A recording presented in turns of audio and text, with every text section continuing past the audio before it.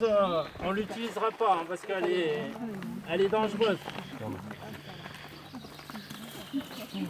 Celle-là, c'est notre berce,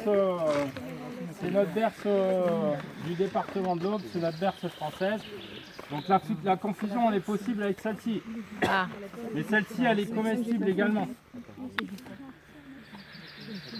Alors quand je dis comestible, c'est pas que, parce que pour moi je dis qu'elle est comestible la valériane, c'est parce qu'elle est atoxique.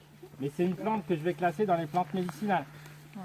Celle-ci, elle va être classée aussi dans les plantes médicinales, mais elle va être classée aussi dans les ouvrages, dans les plantes comestibles. Parce que, par exemple, en Pologne, ils font de la bière avec les feuilles de la berce. Les fruits de la berce, ah bah tiens, il y a des fruits là.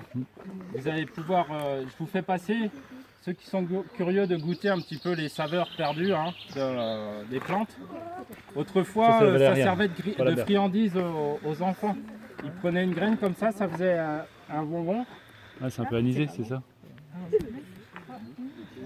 Alors vous n'êtes pas obligé d'avaler, hein, vous goûtez comme ça, vous recrachez. Ouais. Alors l'idéal c'est de les prendre quand elles sont un petit peu sèches. Oui. Alors ce que vous pouvez faire, si vous faites des plats un petit peu hors du commun, vous mettez quelques graines comme ça dans vos salades, quand vous avez des amis que vous recevez. Et puis voilà, c'est de la graine de berce. Après, c'est meilleur au début. Alors c'est une plante aussi qu'on peut consommer la racine. C'est une plante qui est stimulante hein, et qui contient... et au niveau hormonal, elles sont vraiment stimulantes, surtout pour les hommes. Donc c'est une plante qui est considérée comme aphrodisiaque. C'est pour ça qu'on a tendance à l'appeler le ginseng français.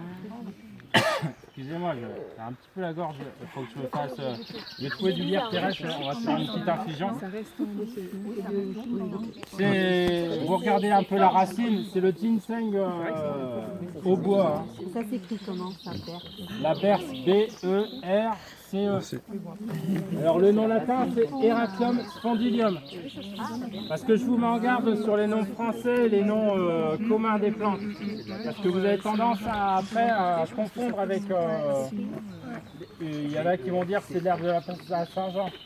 Les gens, les anciens, ils appellent cette plante la patte d'ours. Parce que les feuilles peuvent ressembler à une patte d'ours. Alors voyez, si on vous dit, tiens,